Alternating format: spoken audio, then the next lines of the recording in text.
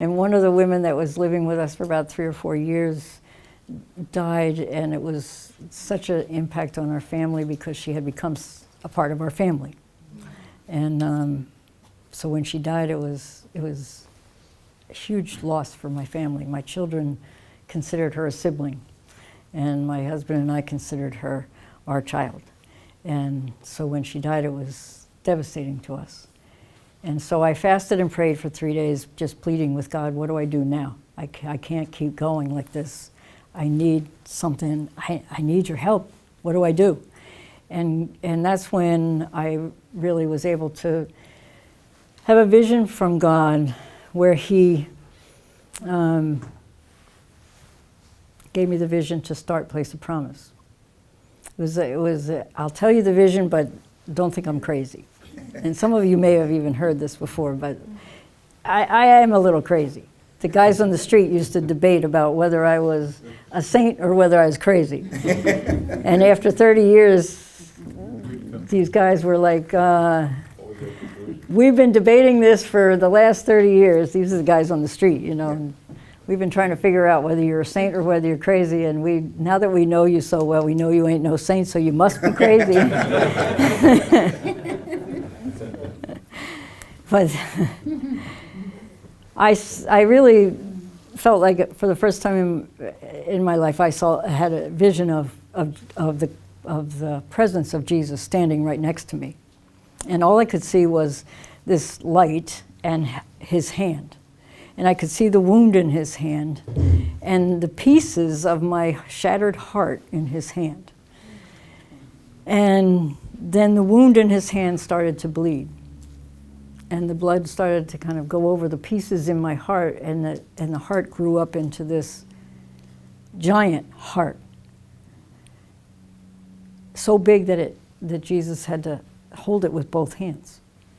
And I looked up to kind of say, okay, wait a second here. That heart is much too big for me. That kind of love, that kind of compassion, it's too big. I cannot carry that by myself. And so I kind of looked up at Him to complain about this big heart. And when I did, I could see the thorns on the top of His head. I couldn't see His head, but I could just see the thorns on the top of His head. I couldn't see His face, is what I'm saying. And the blood dripped from His brow into my eye. And my eye grew into this giant eye. And I said, okay, Jesus, now I'm a freak. You know, this is really great. I've always known I was a little weird, but this is really not so good. What am I going to do with this eye and this heart? And He said, very simply, just take the heart. I've given you my heart. Take my heart, take the vision I've given you, and put it on a bigger body of believers.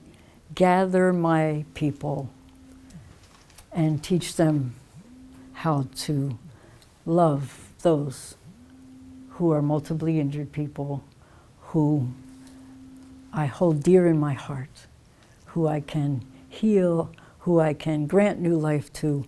You got to gather my people and put that heart on a big body of believers and that vision of who these people can become and who they are to God.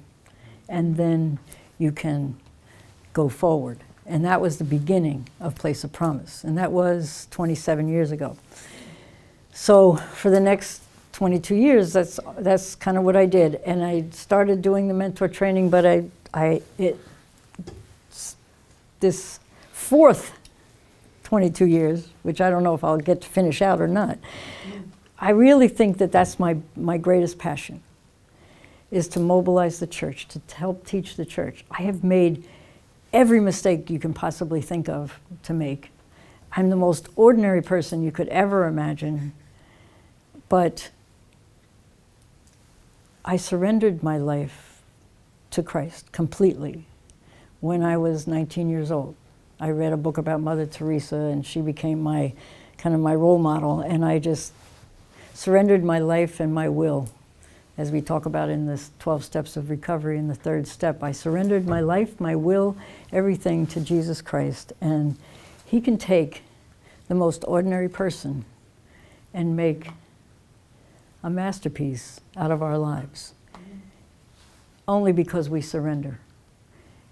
And so it's my job, I think, to take all the mistakes I've made, and I've learned from them all, and help to mobilize the church to really begin to build disciples.